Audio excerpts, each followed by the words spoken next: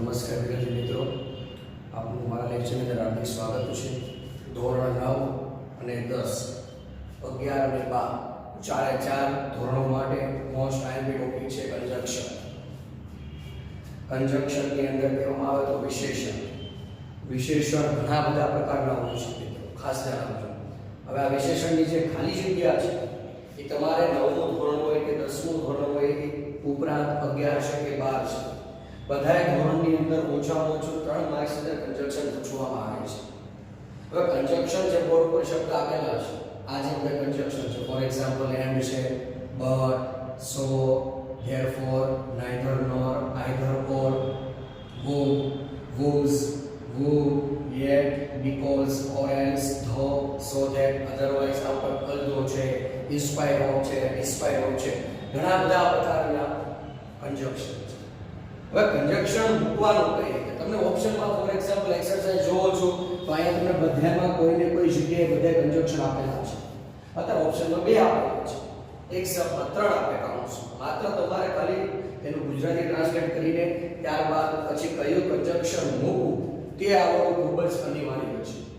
આ ઉપરાંત એવું પણ થઈ શકે કે તમે જે કન્જક્શન મૂકો છો, આ જે વચ્ચે ફૂલ સ્ટોપ દેખાય છે, 2 વાક્યની વચ્ચે આવતો, કેમ કે 2 વાક્યની વચ્ચે જોડવા માટે કન્જક્શનનો ઉપયોગ થાય છે. આ ખાસ ધ્યાન રાખજો કે ભાઈ વિશેષણનો ઉપયોગ ક્યારે થાય છે? કોઈ પણ 2 વાક્ય હોય એને જોડવા માટે કન્જક્શનનો ઉપયોગ કરવામાં આવે છે. ચાલી તો આવડી. તો પણ મેન પ્રશ્ન એ છે કે બધા કન્જક્શન જે આપણે આપેલા છે વિશેષણ, એનું ગુજરાતી આવડવું ખૂબ જ અગત્યનું છે. આ બધું લોકો આપણે નાના ધોરણથી ભણતા રહેવા છે. તો એન્ડ જે છે એને આપણે કહેવામાં આવે છે અને, ત્યારબાદ વર્ડ એટલે થાય પર, સો અને ધેરફોર એનો મીનિંગ થશે તેથી.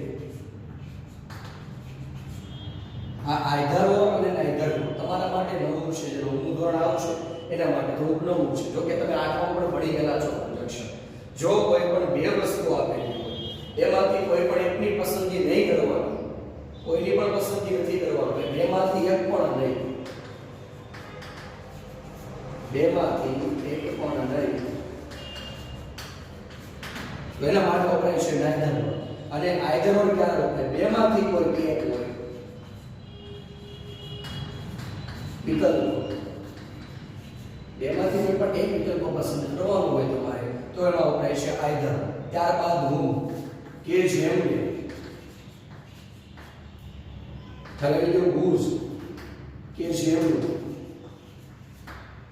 whose કે છે, આમાં જેનો પણ આવી શકે છે, કે જેનું, કે જેની, કે જેનો, જે સારું લાગે. પણ જોવું પડે કે વાક્યની વાત કરવામાં આવે છે. whose એટલે કોઈની સાથે હો, તમે ત્યારે આપણે પ્રશ્ન સમજ્યો હતો. who એટલે કે જે, કે ફોર એક્ઝામ્પલ પેલો જે બોય છે, કે છે, એટલા ધોરણમાં ભણે છે અથવા ભણતો હતો, તો એના માટે વપરાય છે who. yet નો મીનિંગ થાય હજુ સુધી અથવા ક્યારનું બની શકે, because એટલે થાય કારણ કે આ તો બધાને આવડે છે. ત્યારબાદ આપણું છે or else એટલે થાય નહીંતર.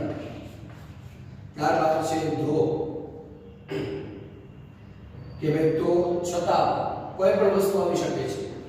જો છે, છતાં પણ છે, જે તમને સારું લાગે તે લખી શકો છો. ત્યારબાદ સો that છે તેથી, તેનું, અને અધરવાઇઝ નો મીનિંગ પણ થશે નહીં. કે મોસ્ટ ઓફ તમે જોવો છો તો અધરવાઇઝ છે, ત્યારબાદ or else છે. ખ્યાલ આવે તો તમે જો એડ છે, ધો છે, એટલે મતલબમાં પરીક્ષામાં પૂછવાની શકે એવી પણ હોઈ શકે કે જે આપણે પૂછવામાં આવેલું છે. ફોર એક્ઝામ્પલ તરીકે એક્સરસાઇઝ છે, તો એક્સરસાઇઝ પર ગમે કોઈ પણ એક હોઈ શકે. કઈ રીતે? તો જો or else છે એનો મીનિંગ પણ નહીં થતો, અધરવાઇઝ છે એનો પણ મીનિંગ નહીં થવાનો છે. એટલે કોઈ પણ બેમાંથી એક વસ્તુ તમને આપેલી હોય, ખ્યાલ આવે છે? એટલે ગભરાવાનું નહીં કે સર આ 2 વસ્તુ સેમ, કોઈ દિવસ 2 વસ્તુ સેમ નહીં આવે. ખ્યાલ આવી ગયો? પછી એક વસ્તુમાં બાકી રહી ગઈ છે જે સૌથી સારામાં સારી છે, એને કહેવામાં આવે છે or એટલે થાય અથવા. ખાલી અથવાની વાત કરવામાં આવેલી મિત્રો તો લખવામાં આવે છે અથવા. મતલબમાં તમારી પાસે કોઈ પણ 2 વિકલ્પો હોય, જો 2 વિકલ્પો હોય તો તમારે મૂકી દેવાનું હતું. ખ્યાલ આવી ગયો? તો હવે સૌપ્રથમ આ બધા કન્જક્શન શીખી ગયા છે. હવે આપણે જઈશું એક્સરસાઇઝ તરફ. એક્સરસાઇઝમાં તમને વધારે ખ્યાલ આવશે. હવે બીજી વસ્તુ, જ્યારે પણ એક્સરસાઇઝ લખો છો ત્યારે અમુક શબ્દ એવા છે કે જે 2 વાક્યની વચ્ચે આવે છે, પણ અમુક એવા કન્જક્શન છે કે જે 2 વાક્યની વચ્ચે ઉપયોગ કરવામાં આવે છે. બધા કન્જક્શન 2 વાક્યની વચ્ચે ન આવે. ખ્યાલ આવે છે? બધા વચ્ચે આવશે નહીં. કઈ રીતે તો Ajay will study at home. એટલે કે છે અજય તે ઘરે ભણશે. will છે ભવિષ્યમાં. Ajay will study in the library. Ajay ત્યારબાદ લાઇબ્રેરી વાંચનાલયમાં ભણશે. બે ઓપ્શન છે આપણી પાસે. ખ્યાલ આવે છે? બે ઓપ્શન છે. બે જગ્યાએ તો ભણવાનું નથી. મતલબમાં અજય કે ભાઈ આવો ઘરે ભણશે અને અજય પાછો ઓલા ભણશે. એમ આવશે. શક્યતા કીધેલી છે. તમને બે વિકલ્પ આપેલા છે કે તમારે સ્કૂલે ભણવાનું છે અથવા લાઇબ્રેરીમાં ભણવાનું છે. તો આ જે એન્ડ છે એવું મીનિંગ થાય અને ઓર છે એવું મીનિંગ થાય અથવા એટલે જવાબમાં શું આવશે? ઓર. આમાં જવાબ આવશે ઓર. હવે સર ઓર ડાયરેક્ટ તો મૂકી ન દેવાય. મારે વાક્ય ભેગું કરવાનું છે. તો આ રીતનું ખાસ ધ્યાન આપજો. Ajay will study. બંને વાક્યમાં સેમ છે. લો Ajay will study full stop પછી અજય will study. આ સુધી ઊભું રહી જવાનું છે. હવે આપણી પાસે બે જગ્યા છે. એક છે હોમ અને એક છે ઇન ધ લાઇબ્રેરી. એક છે હોમ અને બીજી છે ઇન ધ લાઇબ્રેરી. તો કઈ રીતે મૂકવું કરજો છે ખાસ ધ્યાન આપજો. તો પહેલા આવશે એટ હોમ, પછી વચ્ચે મૂકવાનું ઓર ઇન ધ લાઇબ્રેરી. આ રીતે પરીક્ષામાં લખવાનું ને તો જ એક માર્ક્સ મળશે. નહીં મળશે નહીં. હજી કીધું છું વચ્ચે ખાલી પ્લેસ અલગ થઈ ગયા છે. હવે તમારી પાસે જગ્યામાં બે વિકલ્પ હતા. એક હતું ઘર અને બીજું હતું વાંચનાલય. ખ્યાલ આવે છે? Ajay will study at home or in the library. બસ આવું બધામાં સેમ કરવાનું છે. સેમ કરશો એટલે વસ્તુ આવડી જવાની છે. એટલે ખાસ ધ્યાન આપજો કે આ રીતે વાક્ય બનાવવાના રહેશે. બીજું એક્ઝામ્પલ, please write fast. મહેરબાની કરીને ઝડપથી લખો. you will not be able to complete the test. એટલે તમે જે ટેસ્ટ લેવાનો છો એના માટે સક્ષમ થશો નહીં. તો આમાં જો શું આવશે? પ્લીઝ રાઇટ ફાસ્ટ કીધું છે, લખવાનું વધારે કીધું છે. હવે બે આપણી પાસે શબ્દ છે, અધરવાઇઝ અને બીજું છે બીકોઝ. તો જો અધરવાઇઝ ક્યાં છે? અધરવાઇઝ નું મીનિંગ થાય નહીંતર અને બીકોઝ નું મીનિંગ થાય કારણ. તો આમાં આવશે અધરવાઇઝ, નહીંતર. એટલે એમ તમને કહેવાનું છે કે મહેરબાની કરીને ઝડપથી લખો, નહીંતર તમે જે પરીક્ષા દેવાના છો એમાં તમે સંપૂર્ણપણે તૈયાર થશો નહીં. ત્રીજું, ડુ નોટ પ્લે આઉટસાઇડ. બહાર રમશો નહીં. It is very hot. શા માટે નહીં રમશો? બહાર રમશો નહીં કારણ કે આમાં શું આવશે? Because it is very hot. કારણ કે બહાર ગરમ છે.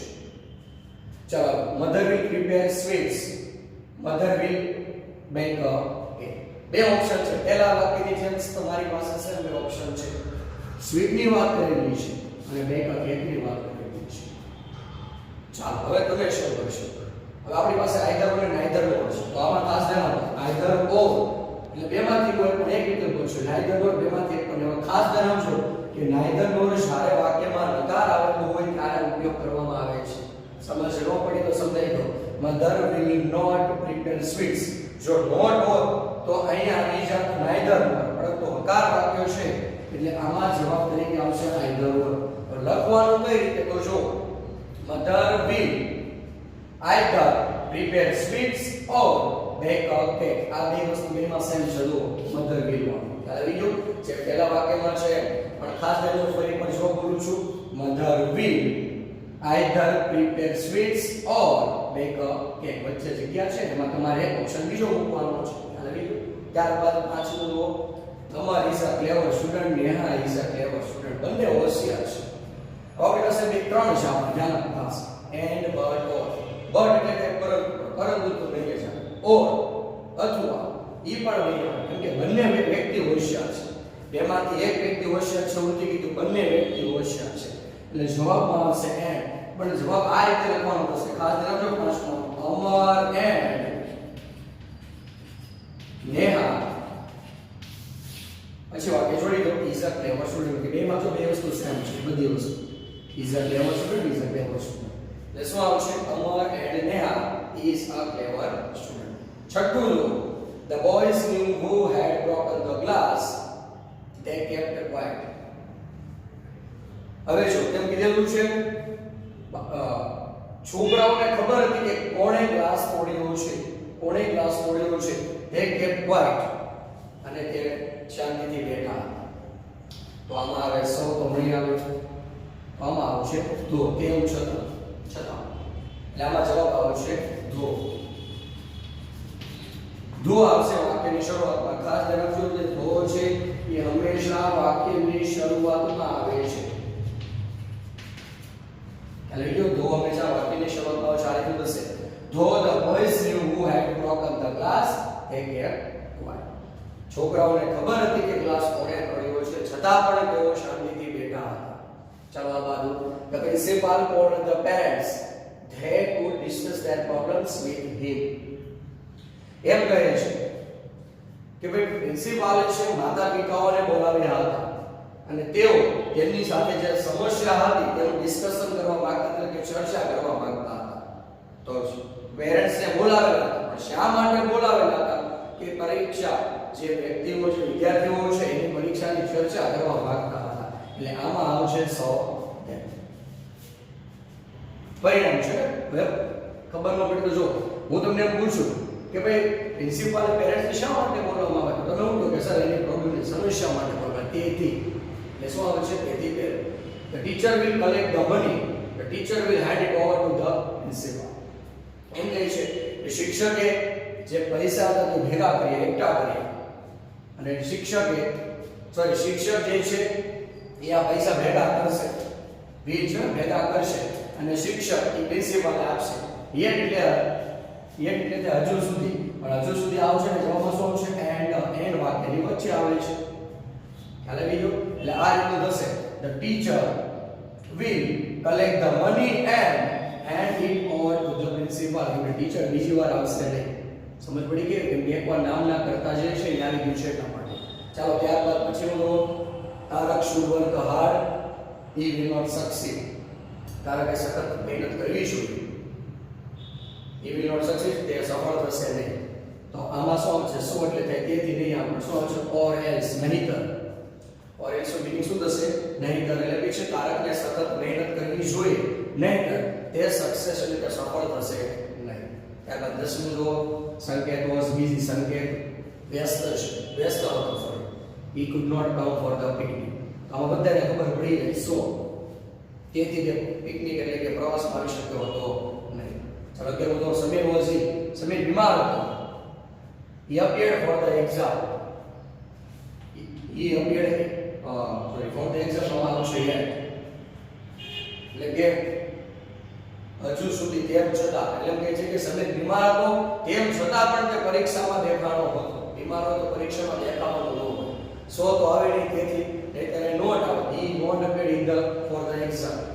ચાલો Amit will not see a movie, Amit will not read a book. Either અને નાઈધર તમારી પાસે કીધેલું છે. જ્યારે આપણે નકામ હોય એટલે નોર પકડી રાખવાનો, એટલે જવાબ ડાયરેક્ટ ખબર પડી જશે. આમાં આવશે નાઈધર નોર. આનું આમ રૂપાંતર થશે અમિત